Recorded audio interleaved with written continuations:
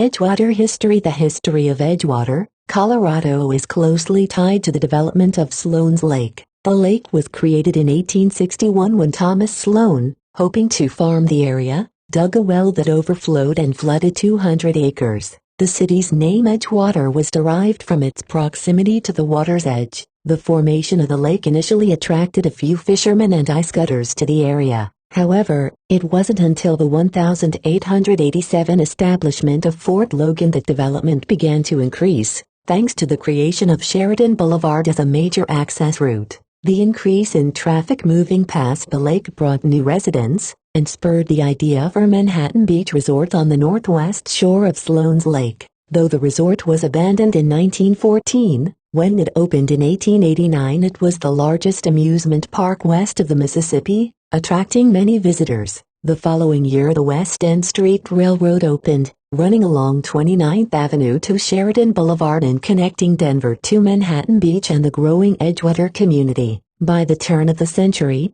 Edgewater had attracted enough residents to open a post office, school, and a few small stores on 25th Avenue. However, without any public infrastructure, and with a tendency to flood, the Edgewater community was known primarily for its muddiness and saloons, making it difficult to attract wealthier families and quality homes. In an effort to distinguish itself from this identity, Edgewater's approximately 300 residents narrowly voted in 1901 to incorporate as a city, with official state recognition coming in 1904. The first steps for newly elected leaders were to build wooden boardwalks, replace the town's well with piped water, establish street names and extend telephone and electricity lines. This was followed by ordinances regulating sanitation and dangerous behavior.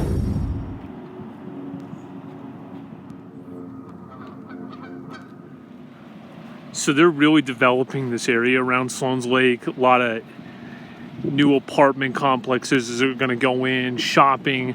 It's really unfortunate because it was considered, to me anyway, kind of like a hidden gem, surrounded by, quite frankly, I hate to tell you this, bad neighborhoods.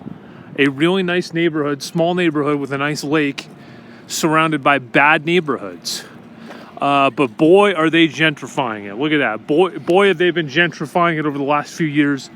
And there are so many people here, which normally you wouldn't see, but I do think a lot of it has to do with COVID-19. What'd you find there? It looks like somebody's living here. Avalanche sticker there. Wonder if they get harassed. Is this guy a part of it? Hopefully they can get away with it. Just to be able to travel like that. I would need a tour bus though. Seriously, I'd need one of those $300,000 tour buses.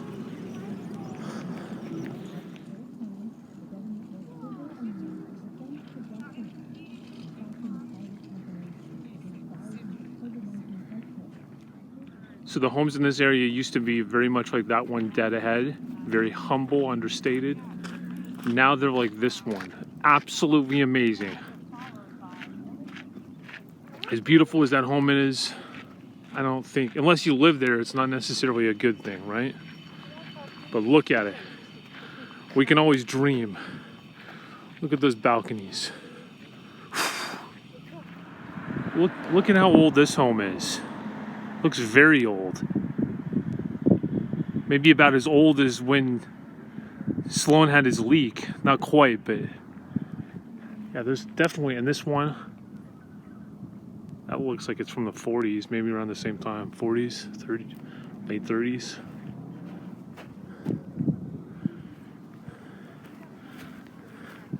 It's funny how you have those really old ones and then just the amazing mansions which are being built right next door.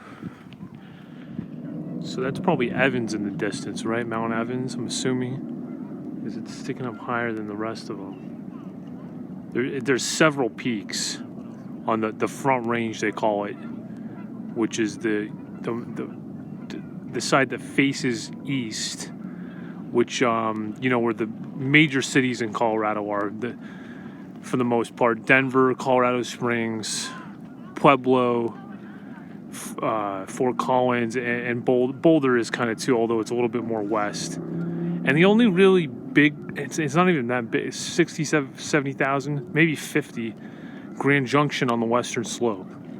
On the other side, that's not in the mountains either. There are really no large populations in the mountains. Like even Durango, would Durango be the biggest one? Durango's probably the biggest one. I looked this up before. I'll get back to you on that.